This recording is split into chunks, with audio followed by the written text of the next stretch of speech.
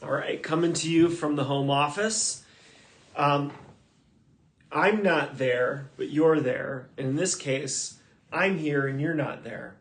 And here's what you need to know for this first class, if I'm not there, present. We want to ask a question together. Now, this is a question asked by a guy named Stan Fish. His name isn't important, but to paint a picture of Stan Fish, he is a former Yale English professor and now a law professor. And he wrote a book called Is There a Text in This Class? I'm doing the air quotes because it's a quote from one of the students. He began his English class at Yale, a literature class, kind of going on a rant, much like I'm doing now. And a student raised her hand and said, kind of abruptly, to a Yale, literature professor, who are, kind of a prerequisite for being a literature professor at Yale is you're highly, highly arrogant, okay? You score about a 93. And she asked the question, is there a text in this class? To which Stan Fish, was kind of put on his heels like, whoa, like, did you just, come at me in the first day of class? And then he thought about it and thought, you're right. There is a text in this class, and you didn't show up to this class to hear me rant about his opinions, perhaps, about how literature comes together. But you signed up for this class intent on actually studying a text and developing your own interpretations. And so when we think about government and we ask the question, is there a text in this class? Sure, there's a textbook. Yeah, it's blue. They're in the cupboard. You'll have one assigned to you. There's a digital copy. It's pretty good. It's, recently updated. It's OpenStax. So, yes, there is a text in this class, but there's also a text in this class. There's something we are, in a way, expounding, exploring, reading very closely. And that text is, anyone? Anyone? Yeah. Is it the Constitution? That's right. It's the Constitution and the Bill of Rights and, all the amendment traditional, 27. I guess the Declaration is helpful to know, too. And so there's a tapestry of text, but the main text in the class is going to be the Constitution. By the end of the class, you'll have read it very closely. You'll have done an interpretive working paper, or as I like to call them, WIPs, WIPs, where you'll look at the co-text of the Constitution, which means you're reading it as a unit. You'll read intertextually, meaning where do these ideas come from? Where else do they show up? Is Montesquieu to be credited for the three branches in Spirit of Laws? I'm playing my hand here.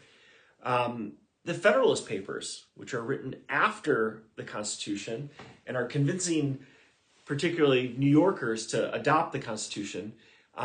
This is an intertext. It's a text that's intersecting, intentionally in this case, interpreting the Constitution. So it'll interpret co-textually, the text with itself, intertextually, how it relates to other texts, how it is a mosaic of ideas. And then eventually we'll think contextually, which you've done quite a bit of in U.S. history last year. But we want to know the dates. We want to know why something was written. And so those three things make up a working interpretive paper. You'll have a chance to work on a text right away. It should be on Classroom already. It's The Second Treatise of Government by John Locke. We'll model a working interpretive paper together in class, but you'll have a chance to work on a text before you get to the Constitution, right? And that'll serve as a good intertext for the Constitution. So there is a text in this class.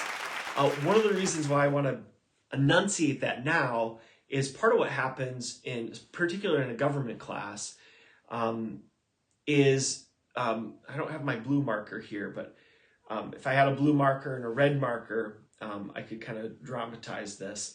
But one side of the political spectrum and another side of the political spectrum think they're right, which is so cute. You know, they both think they're right, and then we just kind of do that sort of thing in class, and it's well, let's just say it's rather boring, and you can watch the news for that sort of thing. But here, what we want to do is understand the traditions that give rise, philosophical traditions, legal traditions, the whole democratic tradition. We'll think of what we're doing within the confines of the democratic tradition, or the tradition of democracy. We'll look at a guy named Jeffrey Stout for help there, democracy and tradition. But how things give rise to either political parties, political philosophies, judicial philosophies. And so we will pay attention to the spectrum. We'll notice that when you get to the extremes of the spectrum, say the extreme right or the extreme left, these people tend to hang out together because they agree on so much, except for probably economics. So what we'll end up doing, I think, will be fun, but we're going to ground our thinking in a text. So we're not just airing opinions all day long. So it should be fun. There is a text in this class. You have a textbook assigned to you. Make sure you pick out a number for your phone to go into. That's where I'll expect to see it, right? And let's see, what else? Oh yeah, there's a 3x5 class ticket. The back of the class, there is a little round basket. To put these in, but with the class ticket, here's what I want you to do. You've watched this video. What are you wanting to get out of this class, first of all? So that's one. What are you wanting to get out of this class? And then two, what is most consequential about this text, the Constitution? Maybe it's something you heard your parents say, or your friend's really passionate about this, and they say, the most consequential thing about the Constitution. Do your friends talk like that? Okay. It could be that it tells the government what it can and cannot do. It makes room for states to have a kind of authority. It gives rise to what we call federalism. It could be the idea of checks and balances between branches, or separation of powers. It could be just that opening paragraph. You can go read it, right? The preamble.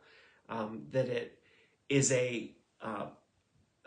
almost like a charter, right? For peoplehood, we the people.